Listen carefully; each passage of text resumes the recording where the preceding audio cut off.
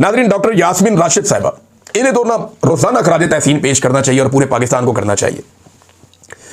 Cancer survivor, इतनी तकलीफ में इन्होंने जिंदगी गुजारी है, अभी भी अक्सर बीमार रहती हैं, उन्हें अपने कपड़े तब्दील करने में भी दिक्कत का सामना रहता है, लेकिन वो डट कर जेल काट रही हैं और बहुत सारे नौजवानों को जेल काटने का हौसला भी दे रही हैं। डॉक्टर यास्मीन राशिद जो चंद दिन के लिए बाहर आई और फिर इन्हें दोबारा गिरफ्तार कर दिया गया। वजह यह है कि उन्होंने सरेंडर नहीं किया, और सरेंडर करना उनकी सरिश्त में ही नहीं है।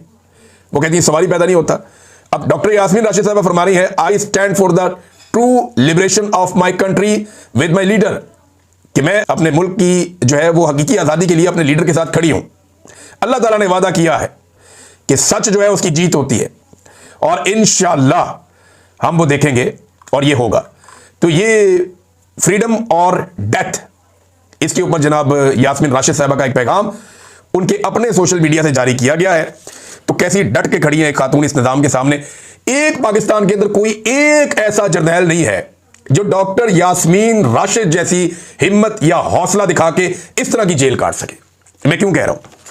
मैं इसलिए कह रहा हूं कि हम नहीं होते हुए देखा ही नहीं कभी। और देखें, जो डॉक्टर यास्मीन राशिद साहबा की कैद है, ये कैद किसी अदालत से तो नहीं है ना, ये कैद किसी कानून के मुताबिक तो नहीं है ना। खवातीन को तो वैसे भी बेल मिल जाया करती है।